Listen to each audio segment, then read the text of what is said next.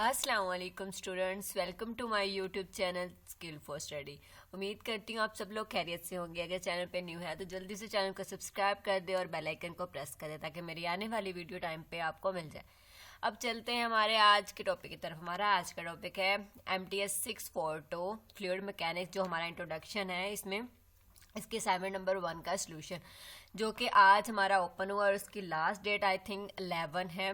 तो इसके question number 1 की तरफ चलते हैं। क्वेश्चन नंबर 1 है, consider a soap bubble, is the pressure inside the bubble higher और lower than the pressure outside. वो कह रहे हैं कि अगर हम एक सूप को लेते हैं, उसके जो बबल्स बनाते हैं हम, मतलब कि हम छोटे होते जब ये प्रोसेस करते होते थे, सूप के जो बबल्स बनाते हैं, तो उसका जो प्रेशर है वो बबल्स के अंदर ज़्यादा होगा या बाहर।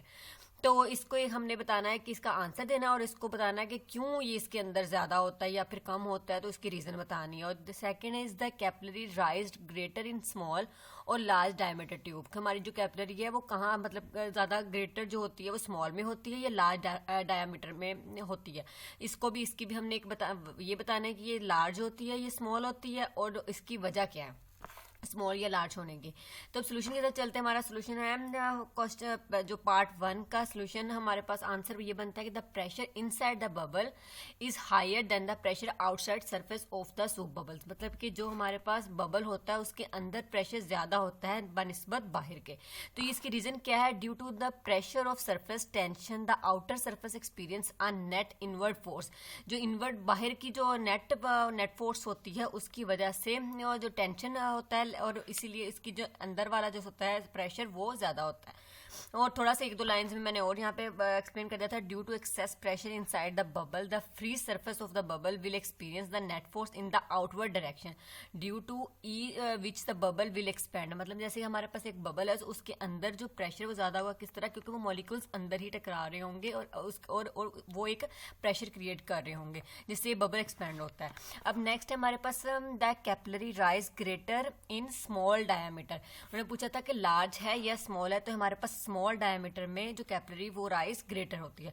तो इसकी रीजन हमारे पास ये है ये कि smaller diameter tube have more relative surface area inside the tube allowing capillary action to pull water up higher than in the large diameter. कि वो स्मॉलर में ज्यादा हायर उसको वाटर को पुल करती है बनिस्बत किसके? लार्ज डायमीटर के। अब ये इसका सोल्यूशन फर्स्ट क्वेश्चन का था। अब सेकंड का क्वेश्चन हमारे पास ये गिवन है कि nutrients dissolve in water are carried to the upper parts of plants by tiny tube partly because of the capillary effect determine how highly the water solution will rise in a tree.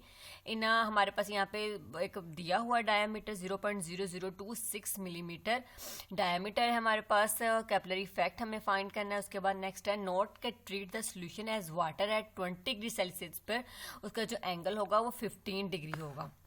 सबसे पहले देखें हमारे पास था theta, हमारे पास कितना लिया हमने 15 degree. उसके सबसे पहले हम उसकी आर फाइंड करेंगे, रेडियस फाइंड करेंगे। उसका फॉर्मूला हमारे पास गिवन है, जो हमारे पास डायमीटर दिया है, डायमीटर डिवाइडेड बाय 2 मल्टीप्लाई रो। रो हमारे पास गैमा जो हमारे पास होता है उसकी वैल्यू वाटर के लिहाज से 1000 ही होती है, इसलिए हमने डायरेक्ट यहाँ पे एज इट इज पुट की है। तो उसको सोल्व करने से हमारे पास 0.000013 मीटर आ गया। देन उसके बाद हम जो इसका लॉ है जो इस पे अप्लाई करना है उसका फॉर्मूला लगाएंगे और सारी वैल्यूज इसके अंदर पुट कर देंगे, जैसे 2 rho cos theta divided by rho g r. तो हमारे पास यहाँ पे इसकी वैल्यू दी हुई है, सबकी वैल्यू हमारे पास गिवन है। देखिए 2 है, ऊपर जो यूज किया है वो हमारे पास वाटर सोल्यूशन के लिए राइज इन ट्री। जब हम इसको करते हैं एट 20 डिग्री पे जो सरफेस टेंशन होती है वो हमारे पास क्या गैमा किसके इक्वल होगा? 0.073 की। हम इसके इक्वल ही लेते हैं। थीटा हमें गिवन है। उसके बाद रो हमने पहले कहा है कि 1000 ली जाती है। जी आपको पता है 9.1 मतलब 81। उसके बाद आर हमने ऊपर फाइंड किया, वो वैल्यूज लिख के उसके बाद हमारे पास सोल्यूशन क्या बना है 110.58 मीटर। ये मीटर में इसका आंसर आएगा। तो ये रहा हमारा सोल्यूशन दोनों क्वेश्चंस का। दोनों क्वेश्चन 5-5 मार्क्स के हैं और उम्मीद करती हूँ यहाँ पे थोड़ी बहुत प्लस माइनस की, यहाँ पे डिवीजन में थोड़ी मिस्टेक हुई तो आप लोग वो कवर कर लेना। बाकी एज इट इज ये क्वेश्चन राइट है। Thank you.